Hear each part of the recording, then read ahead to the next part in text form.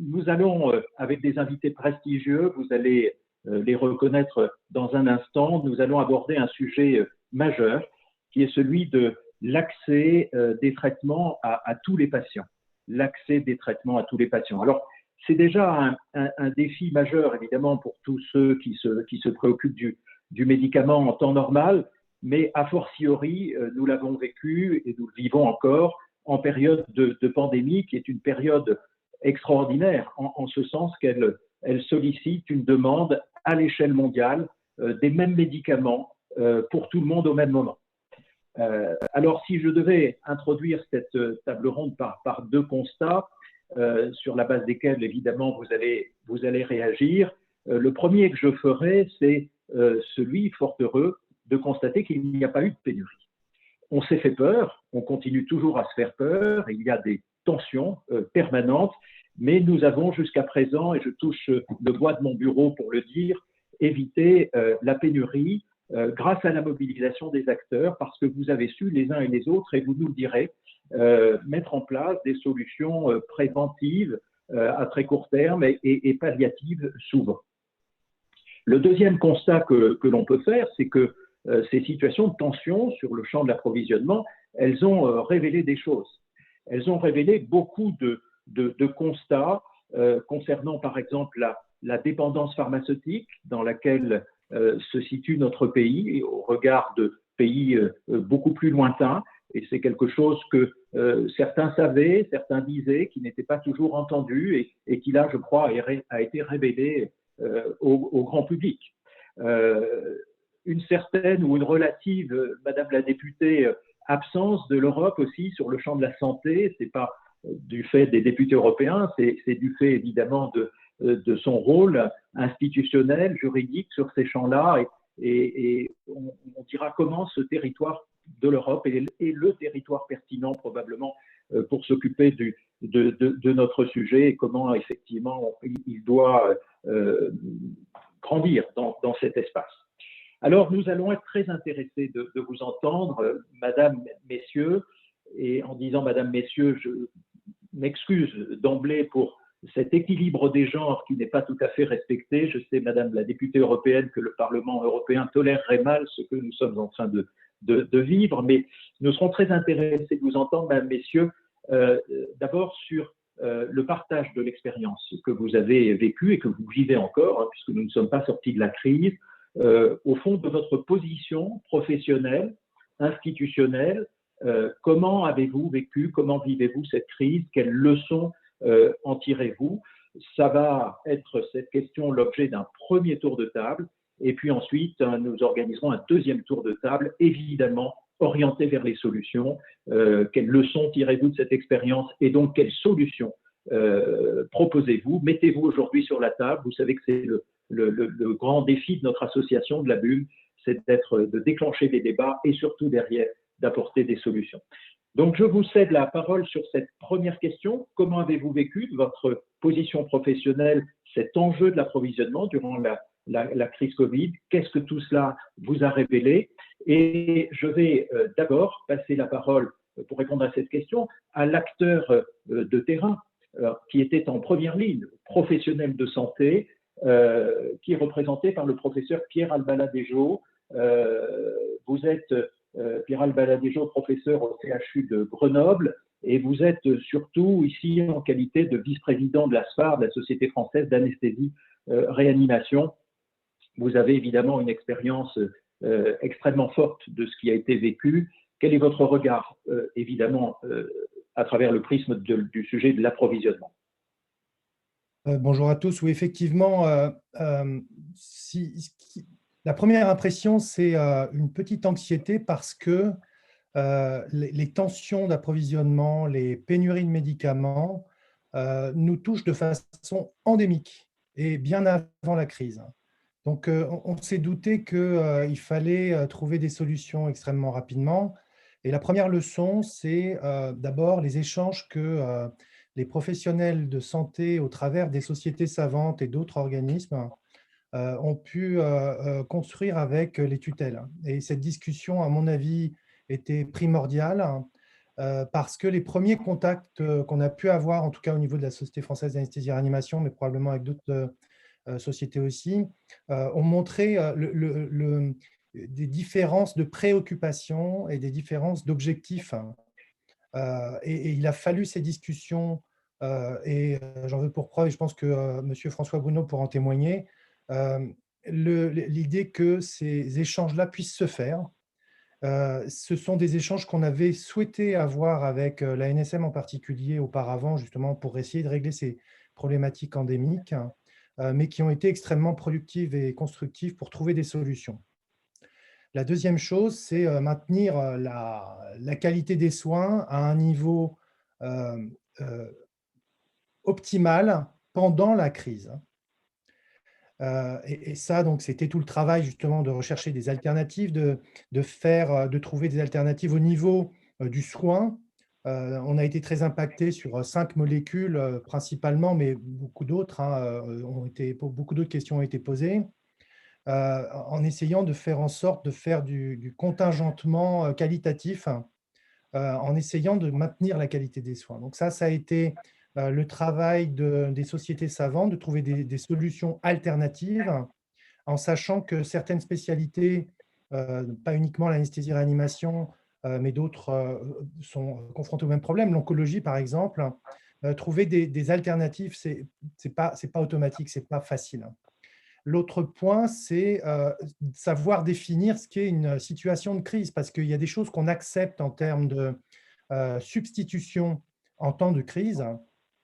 Par exemple, on a eu beaucoup de médicaments qui venaient de l'étranger, avec des libellés sur les boîtes et sur les ampoules qui pouvaient être dans des langues franchement étrangères, comme le chinois, le russe, le japonais, et que ça crée les conditions d'un problème de sécurité pour nos équipes et surtout pour les patients. Et ça, il a fallu trouver, et là, j'en appelle justement à cette idée que nous devons travailler en groupe, hein, et de façon transversale. Et on a beaucoup travaillé avec d'autres spécialités, d'autres sociétés sur de spécialistes, mais aussi de la Société française de pharmacie clinique. Parce que je pense qu'une des solutions aussi, c'est d'avoir une collaboration extrêmement étroite avec l'ensemble des personnes qui s'occupent du médicament du début jusqu'au patient. Et ça, cette collaboration pendant la crise a été majeure, à la fois pour nous proposer des alternatives, pour en discuter et pour s'assurer de la sécurité du médicament, puisque dans le contexte, et vous le savez, hein, de réanimation qui ont été étendues avec des personnels qui n'étaient pas obligatoirement extrêmement affûtés en termes de sécurité du médicament, ça crée un risque. Et le dernier point, et j'en aurai terminé, c'est la sortie de crise, ou une sortie de crise, le retour à la normale. Or, la normalité, c'est une qualité optimale et une sécurité optimale. Or, on a été confronté pendant un petit moment avec justement des solutions qui étaient mises en place pour le temps de crise et qui ne pouvaient pas être satisfaisantes dans une situation normale. Et c'est ce qu'on a observé entre les deux vagues. Voilà, donc en résumé, des échanges, beaucoup de collaboration et d'ajustement. Et je pense que la discussion transversale entre les spécialités est extrêmement importante et avec les tutelles était majeure. Merci beaucoup, professeur Alpaladejo. Je voudrais maintenant me tourner vers un autre acteur de la chaîne du soin, qui est le pharmacien, qui a joué un rôle éminent, qui joue un rôle éminent. Pascal Cobel, pharmacien, donc PUPH, vice-président du comité consultatif médical de l'APHP, avec le rôle éminent qui est le vôtre à la geste. Est-ce que vous reprenez ces mots qu'on commence à entendre, et j'ai l'impression qu'ils vont être omniprésents dans la table ronde, tellement ils sont importants, que vient de citer Pierre Albaladejo: transversalité, coordination, mobilisation de l'ensemble de la chaîne. Vu de la pharmacie, c'est très important, ça? Alors oui, bonjour à toutes et à tous. Donc, juste je précise, je ne suis pas vice-président de la CME de l'AP, je suis vice-président du CCM de l'AGEPS, donc qui est l'Agence générale des équipements et produits de santé, donc qui est la structure, qui est la centrale d'achat, pour faire simple, hein, pour faire un raccourci, des hôpitaux de l'assistance publique, hôpitaux de Paris. Alors moi, je rajouterais à tout ce qu'a dit Monsieur Albaladejo, hein, je suis tout à fait d'accord avec lui, puisqu'on participe aux mêmes réunions régulièrement avec le ministère et la NSM. Il y a un autre point qui m'a marqué, c'est la capacité d'adaptation des équipes, que ça soit à l'hôpital, bien sûr, on l'a vu dans la presse avec les équipes médicales et les équipes soignantes, mais aussi la pharmacie, mais également les industriels et les autorités sanitaires. Autant de temps en temps, je critique un peu nos tutelles, autant là, je pense que tout le monde s'est battu pour que l'approvisionnement des médicaments arrive et les laboratoires pharmaceutiques aussi, et je tiens à le dire, parce qu'il y a beaucoup de critiques pour les laboratoires pharmaceutiques, et je les critique quand j'estime que c'est justifié. Là, honnêtement, l'immense majorité des laboratoires pharmaceutiques se sont vraiment battus pour adapter leur chaîne de production, adapter leur livraison à quelque chose qui était imprévisible, hein. Moi, ça m'a marqué au début de cette épidémie, c'est les premières fois, moi j'ai eu des contacts avec des collègues en Suisse et en Italie du Nord, et les doses de curare, par exemple, qu'ils me donnaient, ou les doses d'anesthésie qu'ils me donnaient, je les ai fait répéter. Je me disais, je ne comprends pas ce qu'ils me disent, des doses multipliées par 10, par 15, avec des posologies qui étaient pendant X jours, et c'était imprévisible pour tout le monde. Et les laboratoires se sont adaptés. Nous avons trouvé des solutions avec l'appui des autorités sanitaires. On a mis en place des processus de production et d'acheminement des produits en chantant un peu les règles classiques, mais les produits étaient de qualité, hein. C'est-à-dire que, par exemple, on a eu des livraisons en urgence de produits, pas sur leur conditionnement final, mais sur leur conditionnement primaire. On a eu aussi un changement de la réglementation. On a poussé avec la NSM à l'utilisation possible de médicaments vétérinaires, hein. Par exemple, le propofol vétérinaire est utilisé donc pour endormir les animaux. Bah, on a fait en sorte de changer très rapidement la réglementation pour permettre, en cas de rupture, d'utiliser ces médicaments vétérinaires, évidemment, s'ils étaient possibles, sur l'homme. Et donc, il y a vraiment une très grande capacité d'adaptation. Et puis, ça a été la première phase, je dirais, la phase mars jusqu'à mi-avril, on va dire au week-end de Pâques. Et puis après, on a vu la décroissance de ce qu'on appelle la première vague. Et le champ a été pris après par Santé publique France, le stock d'État. Et là, je relève les mêmes problèmes qui a été évoqué par le professeur Albaladejo, c'est-à-dire de la livraison par des produits étiquetés dans des langues où clairement, on ne comprenait pas ce qui était mis dessus, et un risque sanitaire majeur, je pense. Et je dirais, c'est un peu arrivé après la vague. Et donc, on a encore dans nos pharmacies des produits qui ont été livrés par Santé publique France, qui sont difficilement utilisables aujourd'hui, je pense. En tout cas, on préfère utiliser évidemment les produits pour lesquels le risque est moins important. Donc voilà, donc ça c'est pour moi la première chose. La deuxième chose, c'est je pense, et ça a été évoqué dans l'introduction, ces ruptures, ces tensions d'approvisionnement, cette crise sanitaire sur le médicament, ça n'a été que le révélateur de quelque chose qu'on pense depuis des années. Je suis aussi membre de l'Académie de pharmacie. On a écrit un rapport en 2012, un deuxième en 2018, repris par le Sénat. La Commission européenne ou le Parlement, je ne sais plus, et notre député me contredira si je n'ai pas cité la bonne institution.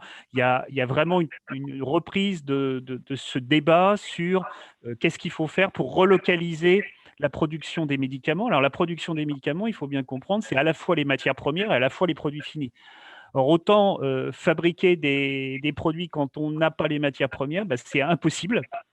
Et donc, un des premiers points, c'est de refaire de la synthèse chimique, puisque c'est souvent des produits anciens.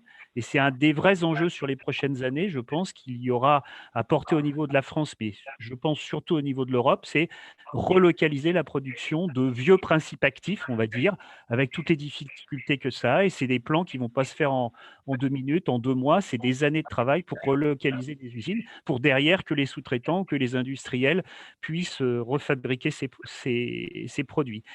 Ça, c'est sur le médicament. Bon, ce n'est pas tout à fait le domaine de la conférence aujourd'hui, mais il y a aussi le dispositif médical. Et nous, dans les pharmacies hospitalières, nous avons été aussi dans cette tension sur les dispositifs médicaux, avec des problématiques peut-être encore plus compliquées sur l'approvisionnement des dispositifs médicaux. Vous l'avez vu sur les masques, mais on a cette problématique-là sur les gants et sur tout un tas de dispositifs médicaux qui sont aujourd'hui utilisés pour protéger les soignants, par exemple les équipements de protection, mais également pour apporter le soin de meilleure qualité aux patients. Voilà, je vais m'arrêter là. Merci beaucoup Pascal. Alors je ne sais pas, je me retourne vers la régie, comme disent les journalistes, si François Bruno est parmi nous. Il avait quelques retards. Je vais passer la parole et que Véronique Trier-Lenoir me pardonne de lui donner la parole en dernier, mais je pense plus approprié qu'elle puisse justement porter un regard un peu général et qu'elle s'inspire des interventions des différents acteurs. Je poursuis mon tour de la chaîne des acteurs du médicament pour arriver du côté de l'industriel et me tourner vers Jacques Zaguri, donc, qui est directeur exécutif en charge des affaires publiques et de la communication au sein du laboratoire MSD. Jacques, Pascal Paubel le soulignait, l'industrie pharmaceutique a joué un rôle que Pascal Paubel lui-même qualifiait de positif. Pour autant, l'industrie pharmaceutique, elle est évidemment en première ligne sur ces questions d'approvisionnement. C'est elle qui fabrique les médicaments. On sait, toi et moi, que ce sujet est d'une complexité folle, tellement il est multifactoriel. J'aimerais bien avoir ton regard là-dessus. Et il y a aussi l'enjeu de l'autonomie stratégique dont on reparlera probablement. Hein. La crise a révélé cette nouvelle question très stratégique, très politique de l'autonomie stratégique. Donc, quel est ton point de vue d'industriel, à la fois sur, d'un point de vue pédagogique, nous expliquer ce qui est mis en tension dans des problématiques d'approvisionnement, et puis peut-être plus particulièrement insister sur la notion d'autonomie stratégique. Merci Eric, bonjour à tous. Donc effectivement, comme Eric le disait, la production de médicaments est effectivement un sujet qui est éminemment complexe et du coup la production est soumise à de nombreux aléas, ce qui fait qu'il n'y a pas une seule raison à ces pénuries de médicaments. Elles sont malheureusement nombreuses. Et quand on est en plus dans une situation de pandémie, effectivement, c'est forcément quelque chose qu'on n'est pas suffisamment préparé et auquel on ne sera jamais préparé compte tenu de l'ampleur de la crise. Si on prend un exemple, on est un laboratoire qui commercialisons des curares. On est un tout petit acteur du marché des curares, puisqu'on fait à peu près 5% peut-être du marché des curares. Mais pour vous donner un exemple, au mois d'avril, on a eu une augmentation de la consommation des curares pour notre laboratoire pour la France qui a été multipliée par 12. Donc on a apporté 12 fois plus de curares que ce qu'on apporte normalement pendant, j'allais dire, une consommation normale de curares. Et en fait, comment on a réussi à faire ça? On a réussi à faire ça parce qu'on produit effectivement ces produits en Europe, on produit pour le monde entier, mais on a eu une flexibilité de notre outil production qui nous a permis de mettre des équipes 24 heures sur 24 à faire tourner les usines. On a réussi également à faire venir des lots qui étaient destinés à d'autres pays et à les récupérer pour la France, et notamment pour l'Australie, ou des lots qui étaient destinés à la Chine. Alors effectivement, ça pose le problème derrière de la langue des conditionnements qui ne sont pas adaptés au marché français. Mais c'est cette organisation, c'est la mobilisation des équipes, c'est aussi la mobilisation avec les autorités qui a permis de faire ça, puisque les autorités nous ont permis d'importer beaucoup plus rapidement qu'en temps normal des médicaments qui n'étaient pas destinés à notre marché, et donc de pouvoir mettre en place toute une chaîne qui a permis de répondre à la demande. Et c'est toute cette collaboration avec les autorités qui a été particulièrement importante. Alors pour rebondir sur la question de ce qu'on appelle de la souveraineté nationale, de cette souveraineté sanitaire, moi j'aime bien parler plutôt d'agilité sanitaire, parce que fabriquer finalement un médicament, ça ne se fait pas dans un seul pays, c'est une chaîne qui est longue, on part comme disait Pascal Paubel, du principe actif, puis il y a plusieurs étapes de transformation, puis des étapes de conditionnement, puis on en arrive à la distribution. Et finalement, tout ça se fait sur un nombre de sites et dans des pays qui sont très importants. Et du coup, que ce soit en Asie, en Europe, que ce soit aux États-Unis, c'est toute une chaîne qui se met en place. Et donc, je pense que ce qui est important, c'est effectivement qu'on arrive à une indépendance, mais certainement pas une indépendance à l'échelle nationale, bien entendu, ce serait totalement utopique. Une indépendance au niveau européen, ça c'est certain.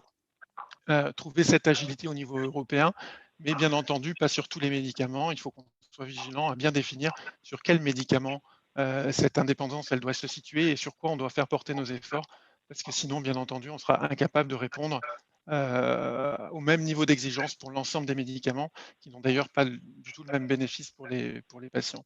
Et puis, je voudrais peut-être souligner un dernier point pour cette première discussion, c'est l'effort qui a eu lieu avec les autorités pour justement arriver à un moment donné à une centralisation des stocks sur un certain nombre de produits. Ça a été à un moment donné extrêmement compliqué pour nous. On participait avec les autorités, Santé publique France, la NSM, le LEM, à ces discussions de savoir comment on allait mettre à disposition de façon centralisée ces médicaments. Ça a été indispensable parce qu'on en était à un moment donné où on avait des demandes qui venaient, nous, de nombreux hôpitaux, par exemple pour les curares, mais c'est impossible pour nous de savoir quel est le besoin de chaque hôpital, est-ce qu'ils ont des stocks, quel est le besoin au niveau de la couverture nationale, quel est le stock des autres laboratoires pour ces médicaments similaires. Et donc, on était un peu en aveugle et se pose une vraie question éthique. Est-ce que je dois répondre à toutes les demandes, mais je ne peux pas? À qui je dois livrer en premier ces médicaments dans cette situation-là? Et là, en ce sens, la centralisation des stocks a été extrêmement utile et importante puisque du coup, les autorités ont eu cette vision, j'allais dire, nationale sur les besoins et ont pu gérer ces stocks et les envoyer là où ils étaient le plus utiles. Alors, c'est certain, on a eu cette discussion, on pourra l'avoir avec Pascal Pobel, tout n'a pas été parfait, c'est certain, mais très honnêtement, je pense que ça aurait pu malheureusement être pire. Et si on se projette vers le futur, je pense que c'est un vrai système qu'il faut pérenniser, mais qu'il faut certainement améliorer avec l'expérience de chacun autour de cette centralisation. Merci beaucoup, Jacques Zagury. On va se tourner, puisqu'on m'a fait signe que François Bruno nous avait rejoint, on va se tourner vers François Bruno, qui est adjoint à la sous-directrice de la politique des produits de santé et de la qualité des pratiques et des soins à la Direction générale de la santé. François Bruno, bonjour. On a tous les intervenants qui vous ont précédé ont évoqué les mêmes mots, agilité, coordination, et de ce point de vue-là, la Direction générale de la santé, on peut le dire, a joué un rôle central dans l'organisation. Même question qu'aux autres intervenants, de votre position institutionnelle à vous, comment avez-vous traversé et comment traversez-vous, nous n'en sommes pas sortis malheureusement, cette crise du Covid? Qu'est-ce qu'elle a révélé sur la question évidemment de l'accès aux médicaments? Tout le monde a déjà évoqué cette expérience de la création d'un organe de commande centralisé. Voilà, quel est votre point de vue au premier degré, l'expérience que vous retenez de cela? Bonjour à tous. Alors, effectivement, donc, juste pour préciser ce que c'est que la sous-direction politique des produits de santé, donc c'est une sous-direction qui, mon directeur est Jérôme Salomon. Donc, nous sommes effectivement en première ligne avec le centre de crise, mais aussi d'autres directions du ministère de la Santé, notamment la Direction générale de l'offre de soins, avec qui nous travaillons au quotidien, j'ai envie de dire toutes les minutes, puisque la crise a changé complètement radicalement l'organisation du ministère, et notamment, bien qu'on avait des échanges très faciles, on va dire, et très quotidiens avec l'ensemble des directions, on s'est beaucoup concentré en deux directions particulièrement donc du ministère de la Santé, donc la DGOS, la DGS, pour en fait souvent recouvrir un peu nos missions. Notre sous-direction, elle s'occupe de tout ce qui est produit, de la tutelle de l'ANSM, de l'EFS, du LFB, enfin bref, de tout ce qui est produit et acteurs autour des produits, avec la réglementation, les textes. Et donc, il a fallu qu'on écrive beaucoup de textes que vous avez vus paraître dans des délais un peu courts, avec une bonne articulation avec notre direction des affaires juridiques. Et donc, en fait, même si en administration centrale, ça pourrait en étonner certains, on a l'habitude d'avoir un rythme très soutenu, avec très peu d'arrêts, y compris le week-end, pour des contraintes à la fois politiques et autres. La Direction générale de la santé, donc, elle définit normalement la politique, mais là, on s'est mis à vraiment être très opérationnel. Donc, comment on a vécu ça au niveau du ministère? C'est l'opération. Enfin, on n'est pas un acteur qui est pas forcément très opérationnel, mais on a dû s'adapter et travailler avec l'ensemble des acteurs. Et c'est pour ça d'ailleurs qu'on a créé cette zone d'échange avec les professionnels de santé, et notamment les sociétés savantes, et M. Albaladejo qui est présent ici, et Pascal Pobel participent, font la vie de cet échange. Et c'est grâce à eux, grâce aussi à la SFPC, qui a fonctionné M. Albaladejo, d'autres sociétés savantes de réanimation, les pneumologues, les infectiologues, qu'on réunit avec les pharmaciens hospitaliers, qu'on arrive à travailler, parce qu'on a des échanges donc, en groupe assez nombreux. Hein. On a une réunion d'ailleurs tout à l'heure. J'espère que M. Albaladejo sera présent et Pascal Pobel également à 17h30. Hein, donc, on va les libérer. Cet échange. Voilà. Et merci beaucoup. Et on étudie à chaque fois les points prégnants, les points de préoccupation. M. Albaladejo a parlé, et Pascal Pobel également, moi je suis pharmacien également, hein, comme M. Pobel. On a parlé de soucis d'approvisionnement. C'est quelque chose qui est prégnant, hein, au niveau du ministère de la Santé, en lien avec l'ANSM. Hein, on travaille de très près avec eux. On a établi une feuille de route sur le sujet avec la ministre Agnès Buzyn. On y travaille avec des groupes de travail.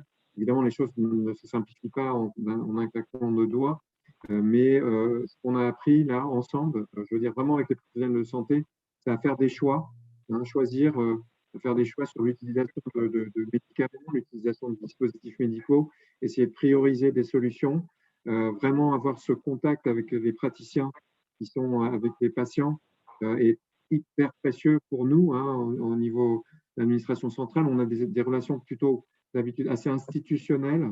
Et là, en fait, on a cassé les codes un peu d'une certaine façon. On est sur des échanges qui sont beaucoup plus, je veux dire, confraternels, sympathiques dans une situation tendue.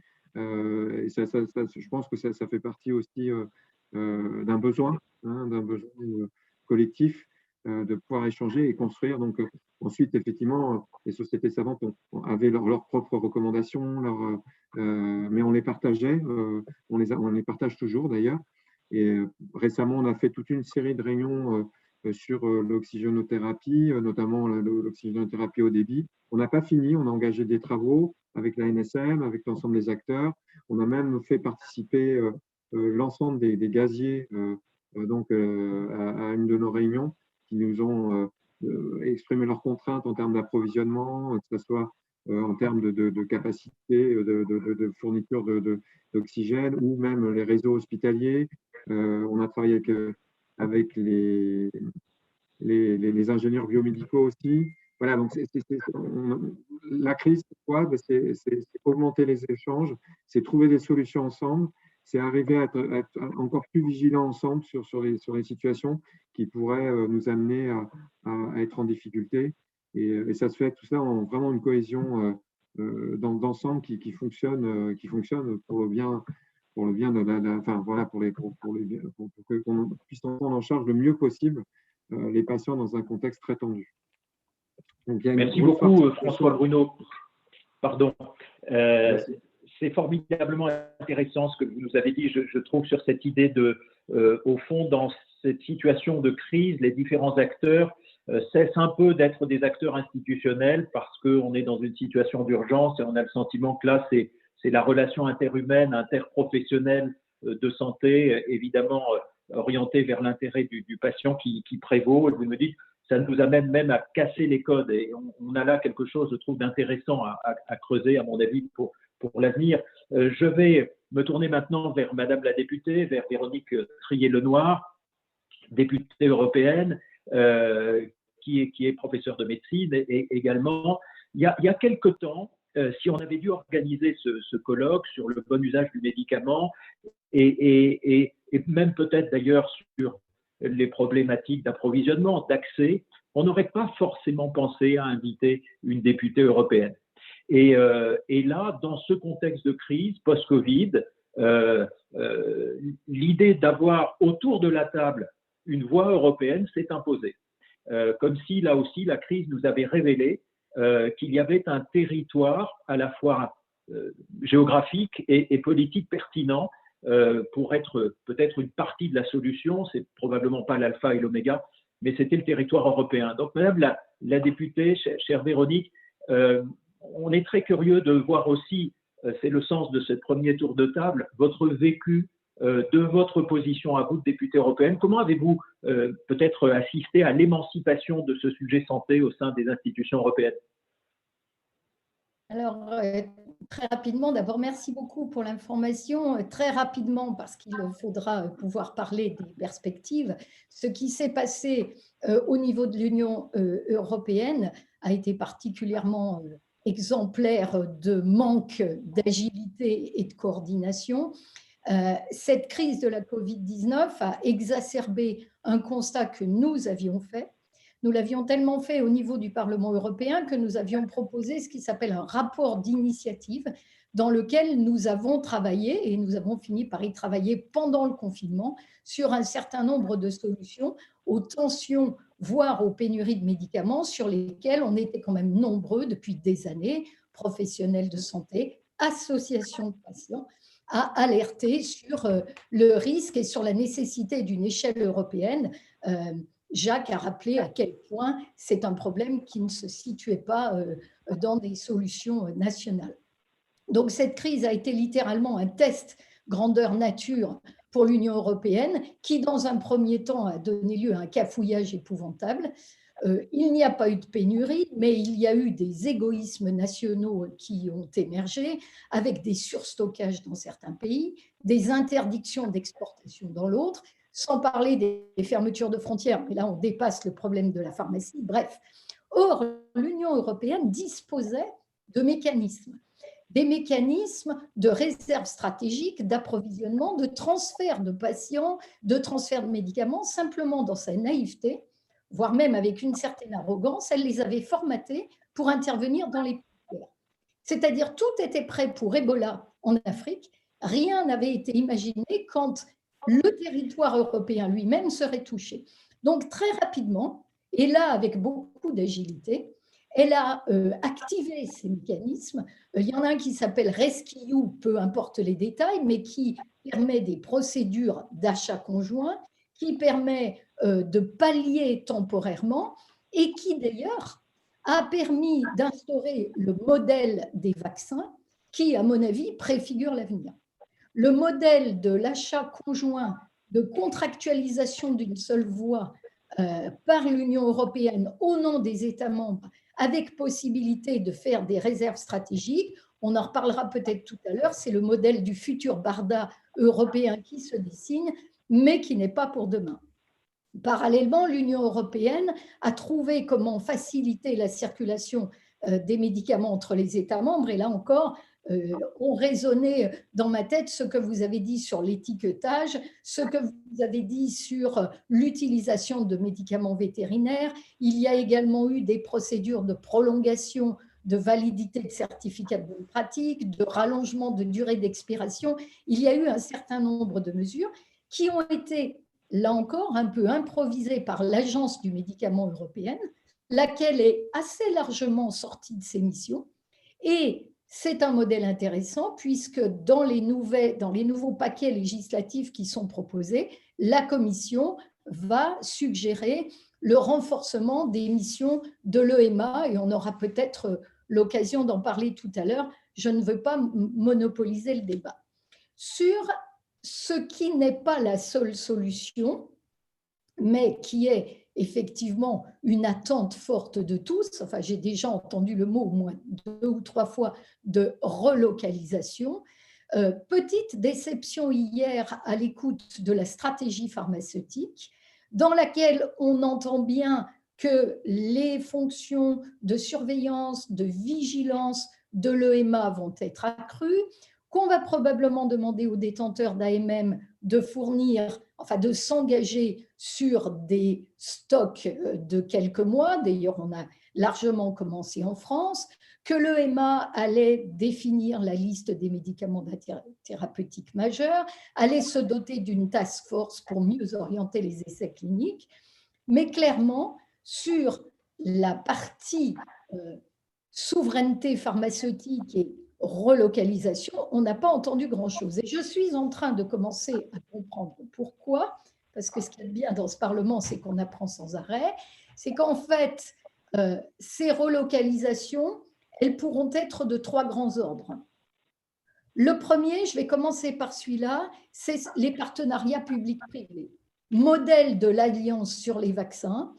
Il est encore un peu tôt pour juger de sa pertinence, mais il me semble qu'on est sur la bonne voie. Et il y aura, à l'horizon de 1 ou 2 ans, une agence prénommée HERA, comme la déesse grecque, et qui sera l'équivalent d'un BARDA européen avec un volet recherche, innovation européenne commune et un volet réserve stratégique, stockage. Pour faire simple, la seule question qui reste, c'est que le BARDA américain, ça coûte environ 1,6 milliard par an et que le budget de la santé de l'Union européenne, même s'il a été très fortement upgradé, est de l'ordre de 5 milliards pour 7 ans. Cherchez l'erreur. Donc, première solution, partenariat public-privé, auquel je crois un certain nombre d'industriels sont, si j'ai bien compris, assez favorables. Deuxième solution, pour la balayer rapidement, je la trouve intéressante. Elle est probablement aléatoire et très dépendante des pays membres. Pourquoi ne pas revenir pour des médicaments simples, basiques, peu rentables, un peu laissés pour compte, à une puissance publique capable de relayer sur le modèle de ce qu'on fait pendant longtemps, certaines pharmacies d'hôpitaux, des pharmacies d'hôpitaux des armées, certainement coûteux, possiblement complexes, mais en période de crise, pour certains médicaments simples, c'est également ces établissements publics à but non lucratif une solution qui peut être envisageable. Le gros de mes interrogations porte sur la manière que va pouvoir trouver l'Union européenne à être suffisamment incitative pour attirer à nouveau sur le sol de l'Union européenne les industriels qui l'ont quitté pour des raisons qui peuvent se comprendre, mais qui sont toujours présentes et qui, à mon avis, sont difficiles à compenser. Vous l'avez rappelé, 80% des substances actives et 40% des médicaments sont fabriqués en dehors du territoire européen. Il s'agit pour l'immense majorité de médicaments anciens mais essentiels. Et le retour sur le sol européen va s'accompagner d'une exigence de normes environnementales et de droit du travail et de digitalisation, ce qui sera moins compliqué pour les mêmes industriels. Et la question que je me pose depuis plusieurs mois et à laquelle je n'ai pas eu la réponse ce matin, c'est comment on peut être attractif. Je vois pour le moment 3 grandes orientations, les premières très pragmatiques et la dernière un peu plus conceptuelle. Les aides d'État qui peuvent être de façon dérogatoire autorisées par la Commission européenne, et j'ai l'impression que dans le domaine de la pharmacie, ça pourrait arriver. Deuxième type d'incitation, c'est ce qu'on appelle les projets importants d'intérêt européen commun. Je suis en train de creuser cette piste. C'est une incitation ciblée de la Commission européenne par laquelle les États membres peuvent postuler, ce sont des appels à projets, et organiser une forme de partenariat, là encore. Je vais avoir l'occasion dans une heure environ d'interroger Thierry Breton là-dessus parce que je pense qu'il a quelques réponses. Ce sont des solutions de long terme. Le dernier volet me semble être que l'Union européenne devrait, mais collectivement et de façon communautaire, offrir aux industriels qu'ils souhaitent un écosystème en termes d'infrastructures, en termes d'accompagnement à la recherche et à l'innovation qui soit plus favorable qu'actuellement et qui nous mettent dans des situations de concurrence loyale avec les autres grandes puissances. On en avait déjà parlé un tout petit peu, Eric. Oui. C'est un sujet qu'il va falloir creuser, qui va reposer. Alors, c'est ce que propose la Commission. En fait, elle ne propose pas tout à fait rien. Elle dit il faut mettre en place un dialogue extrêmement structuré entre toutes les parties prenantes. Je suis bien d'accord. Et il faut faire une étude sur les causes de rupture et de tension. Là, je suis un peu moins d'accord parce que les grandes causes de rupture et de tension, je crois qu'on les connaît tous. Et c'est quelquefois un peu facile, si je peux me permettre, de demander une étude supplémentaire alors qu'on a à peu près une idée de ce qu'on devrait faire.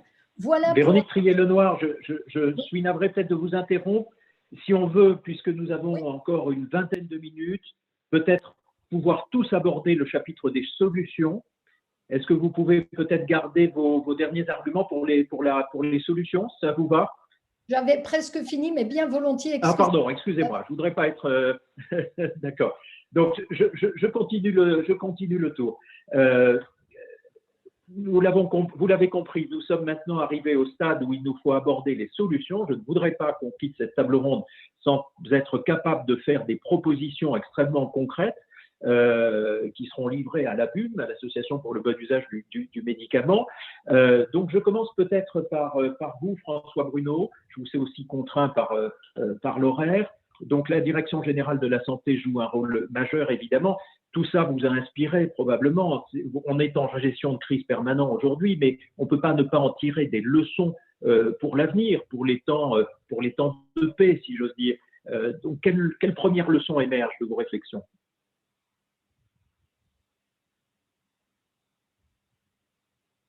Je ne sais pas si François Bruno nous a… Oui. Je suis toujours là, oui.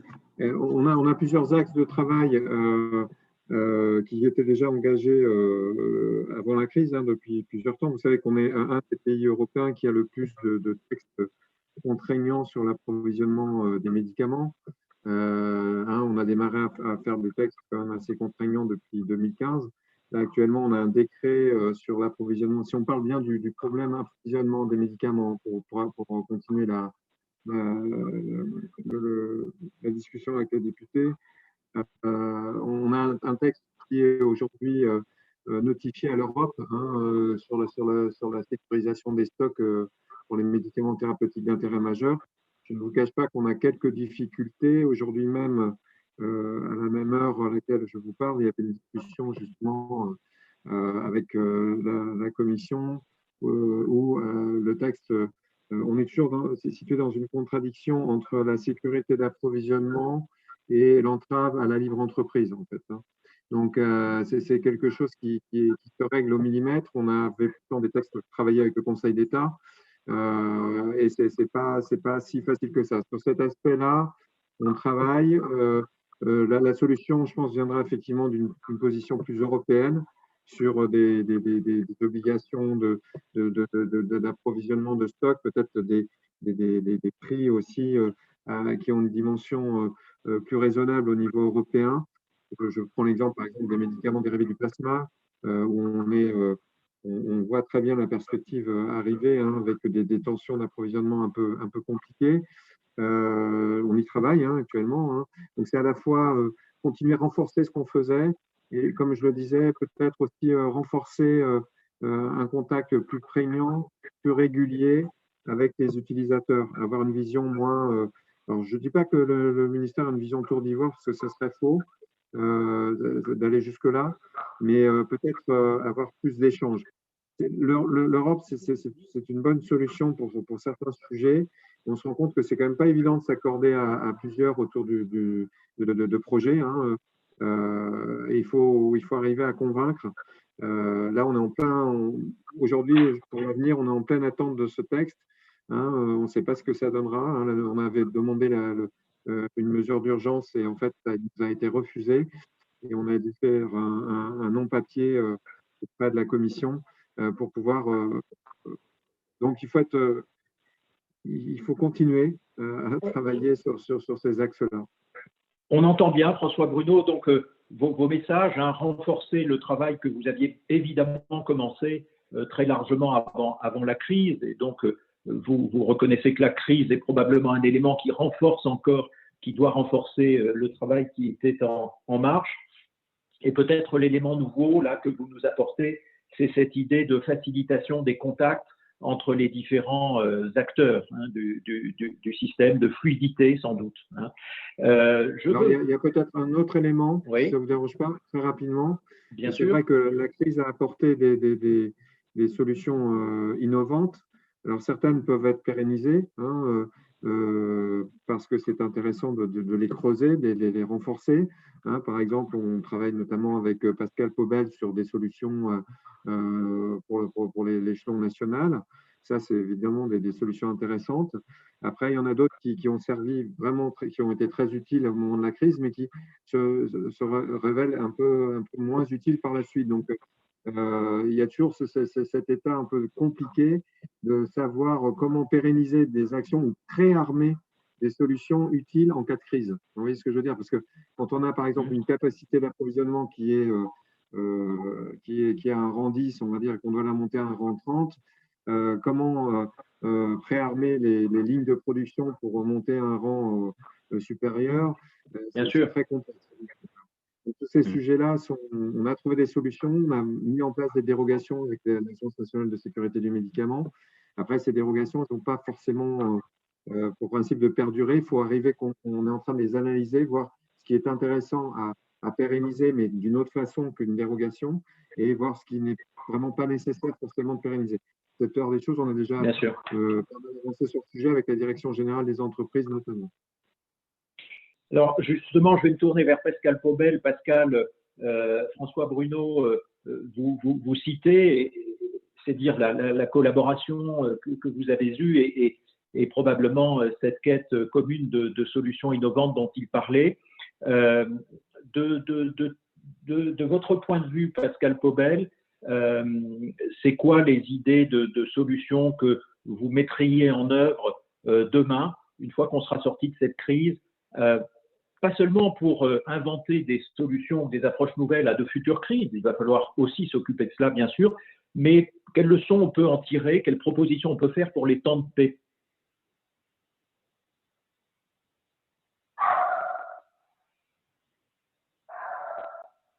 Ah, Pascal, je pense qu'on a des problèmes de micro.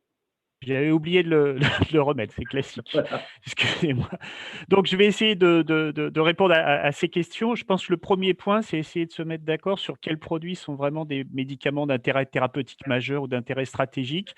La FDA, il y a très récemment, a élaboré cette liste, l'a publiée, et je pense qu'un des premiers travaux, c'est celui-là. Alors, on a déjà une base, hein, donc c'est très clair, mais je pense qu'il faut faire ce travail de définition du besoin des produits indispensables qui vont couvrir le champ le plus important, et après voir la cartographie des sources d'approvisionnement et des fabricants qui peuvent satisfaire un besoin, et un besoin aujourd'hui et un besoin multiplié par 5 ou par 10. Je pense que ce travail-là doit être engagé, et je pense que ça ne doit pas être que la France, ça doit être au niveau européen pour justement savoir ce qu'on, nous, en tant qu'acheteurs, on appelle le sourcing. Bah, ce sourcing-là, on doit le faire pour prévoir et anticiper les premières crises, les prochaines crises, et savoir combien il y a de fabricants et quelles sont leurs capacités de fabriquer des solutions injectables, puisque on dit en Europe que la capacité de production en solutions injectables est assez limitée et qu'en réalité, les industriels sont quasiment au taquet déjà avant la crise, alors que sur les formes comprimées et les formes orales solides, on a sans doute plus de capacité de production. En tout cas, les unités ont plus de marge. Le deuxième point, c'est, Madame Trier-Lenoir en a parlé, c'est retravailler sur peut-être les structures publiques et privées, parce que c'est pas parce que je suis dans le public que je défends le public à 100%, parce qu'on a aussi nos lourdeurs. Au contraire, c'est souvent très difficile de faire avancer les choses, mais là, on a avancé.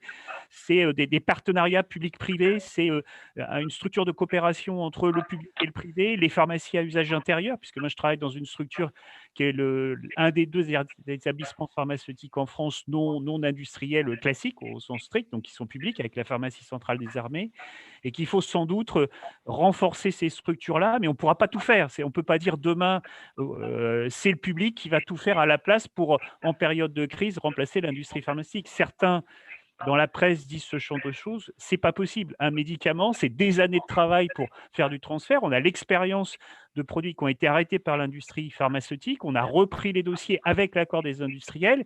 Il a fallu 3 ans pour qu'on puisse sortir les premiers lots avec un transfert de technologie où tout le monde était d'accord pour transférer sur une structure publique. Alors, on n'était peut-être pas bon, il fallait 2 ans ou 18 mois si c'était des industriels, mais tout ça, c'est des structurations qui sont très longues, qui doivent être programmées, et le public comme le privé a sa place dedans. Il faut utiliser toutes les armes qu'on a, et le public et les pharmacies à usage intérieur, et c'est ce qu'évoquait François, on essaye aujourd'hui de développer un réseau avec les collègues des pharmacies, des grands centres hospitaliers qui ont encore un site de production, puisque pendant des capacités de production, puisqu'en réalité, pendant des années, les plans d'économie des différents gouvernements ont fait que ça a restreint les capacités des hôpitaux, et y compris des pharmacies hospitalières, avec ce qu'on appelait les préparatoires, ont été diminués, et qu'aujourd'hui, il ne reste plus que 2 ou 3 sites qui ont des capacités de fabriquer en toute petite quantité des produits. Merci beaucoup, Pascal, pour ces deux axes de proposition extrêmement concrets sur lesquels on reviendra, j'imagine, dans la partie suivante. Je passe rapidement la parole à l'industriel, à Jacques Zaguri. Pascal Paubel évoquait d'ailleurs cette idée des cartographies. Hein. Il faut qu'on soit capable d'identifier les médicaments d'intérêt sanitaire stratégique, on les appelle les MIS déjà dans notre jargon, qu'on soit capable de cartographier les sources d'approvisionnement. L'industrie pharmaceutique en est tout. Est-ce qu'on a seulement une visibilité des stocks disponibles à l'échelle d'un pays, Jacques? Alors, à l'échelle d'un pays, je veux dire, un industriel a la visibilité sur son stock, mais comme je le disais tout à l'heure, la difficulté pour nous, c'est qu'une fois que le stock est distribué, on ne sait pas ce qu'il devient. Et c'est pour ça que le travail qui est fait actuellement avec la NSM de consolider chaque semaine la vision justement des stocks des industriels pour les confronter aux besoins qui sont relayés par les établissements et par les ARS est justement un moyen d'avoir cette meilleure cartographie et cette meilleure utilisation des stocks disponibles dans des situations de tension d'approvisionnement. Je dirais que pour rebondir sur ce qui a été dit, c'est qu'il y a plusieurs choses. Je pense que dans les propositions, il y a cette notion de MITM, cette notion de MISS. Je pense qu'il faut qu'on la définisse au niveau européen une bonne fois pour toutes. Madame la députée en parlait il y a un instant. Mais se dire qu'en Europe, on puisse avoir des définitions différentes et ne pas parler des mêmes produits, c'est quand même aberrant de se dire que dans un pays, un médicament va être important, mais que dans l'autre, il ne le sera pas. Et en termes de gestion après de production et d'approvisionnement, bien entendu, ça a des conséquences qui sont énormes. Donc ça, c'est un travail qui doit se faire au niveau européen et qui est extrêmement important du point de vue de mon point de vue. Ensuite, dans les choses qui pourraient être mises en place de façon très concrète, on l'a vu pendant cette crise, mais avoir un conditionnement unique qui nous permettrait de ne pas avoir des étiquetages différents qui sont des contraintes industrielles, puisqu'on est obligé de changer à chaque fois la ligne de production pour produire pour un pays donné ou pour un groupe de pays donné. Je dirais que notamment au milieu hospitalier, où de toute façon, il y a des bases de données très bien documentées sur chaque médicament, on pourrait avoir un conditionnement unique qui permettrait d'avoir une rotation entre les pays beaucoup plus rapide des stocks et d'avoir une meilleure gestion des pénuries d'un pays à l'autre. Une troisième chose peut-être qui est proche de celle-ci, c'est de se dire pourquoi continuer à mettre des notices dans chaque langue, pour chaque pays, quand on parle de médicaments hospitaliers, alors que, et Pascal Paubel pourrait peut-être nous le confirmer, je pense que peu de professionnels de santé utilisent les notices dans les boîtes puisqu'ils ont des bases de données qui sont validées et qu'ils utilisent au quotidien. Donc ça, en termes de production, c'est aussi une contrainte énorme en termes de production qui fait perdre énormément de temps. Donc ça, c'est des choses qui pourraient être mises en place assez facilement. Je reviens également sur... Merci Jacques, peut-être on va pas, sauf si tu as quelque chose de très important, il nous reste 5 minutes. Alors juste une chose, oui, peut-être une chose très rapide sur le dialogue qui a été instauré pendant cette période de crise. Ce dialogue, il a permis de voir que quand on se mettait tous autour de la table, on arrivait à trouver des solutions et à aller très vite. Moi, ce qui me manque aujourd'hui quand on parle de stock, c'est qu'on ne met pas autour de la table l'ensemble des acteurs encore. Moi, je pense que quand on parle d'une rupture sur un produit, il doit y avoir à la fois les associations de patients, les sociétés savantes, il doit y avoir bien entendu les autorités de santé et l'industriel. Et c'est qu'ensemble qu'on pourra avoir un message commun. Et c'est un enjeu de transparence pour que tout le monde comprenne la situation et qu'on n'ait pas une espèce de suspicion par rapport aux informations qui sont délivrées et par rapport à ces ruptures. Merci beaucoup. 4 propositions sur la table supplémentaires. On va laisser le temps de parole de la fin de cette table ronde à Madame la députée, Véronique Trier-Lenoir. Comment vous réagissez à ces propositions qui viennent d'être dites? Est-ce que vous les faites vôtres, notamment pour évidemment les intégrer à l'échelle européenne? Est-ce que tout cela vous paraît être pertinent pour être intégré au niveau européen? Et peut-être avez-vous aussi, vous, une, deux ou davantage propositions à poser sur la table? Alors, j'ai déjà été beaucoup trop bavarde pour résumer. Non. J'ai indiqué dans le chat les points sur lesquels j'étais vraiment complètement en phase et du reste, je suis en phase avec tout ce qui a été dit. Et du reste, le rapport d'initiative du Parlement auquel j'ai contribué met ces différentes pistes sur la table. Et dans la stratégie pharmaceutique de la Commission européenne qui est sortie hier, vous retrouverez également la plupart de ces grandes pistes. Ce qui manque encore une fois, c'est vraiment la problématique de la relocalisation. En dehors de ça, tout ce que vous avez dit sur l'étiquetage, sur le stock, sur la coordination, sur les langues est déjà présent, au même titre que les MITM et MISS, bien sûr, et le poids des associations de patients qui pourraient d'ailleurs participer à des débats comme celui d'aujourd'hui. Merci beaucoup, merci de cette concision. et en même temps, beaucoup de choses ont été dites par vous-même, par l'ensemble des intervenants de cette table ronde, qui sont ce qui me frappe au premier degré comme cela, qui sont remarquablement convergentes. Alors, je voudrais, dans les 3 minutes qu'il nous reste, qu'on ait la courtoisie de se retourner vers ceux qui sont en régie pour leur demander s'il y a des questions qui ont été posées. Alors, j'imagine qu'il y en a évidemment, mais on a peut-être le temps d'en prendre une si elle sortait vraiment du lot, si elle s'imposait. Oui, alors il y a un commentaire sur la nécessité, mais ça a été dit, je crois, d'associer les associations de patients et les sociétés savantes, en particulier pour la définition des alternatives thérapeutiques. Et puis des questions, mais pour moi, sont de vraies questions, mais peut-être pas vraiment dans le sujet, sur les pénuries médicamenteuses au sens large, parce qu'il y a les ruptures de stock. C'est vrai que notre sujet était sur les ruptures, la pénurie en période de crise. Nous n'avons pas traité les ruptures de stock, et je crois qu'il faut peut-être repréciser un petit peu les choses par rapport à ça. Voilà.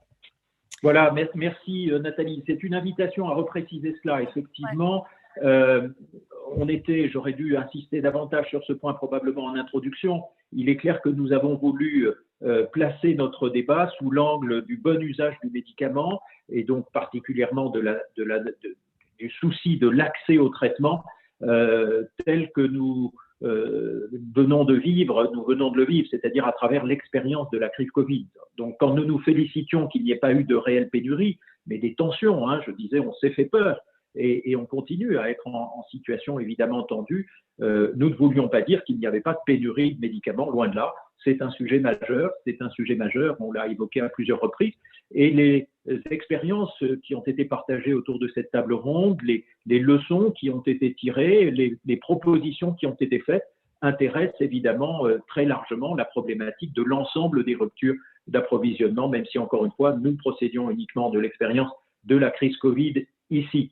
Il est 17h30 très exactement, donc nous posons l'avion à l'heure, comme disent les pilotes de ligne. Je voudrais vraiment remercier en votre nom l'ensemble des participants à ce panel, à cette table ronde.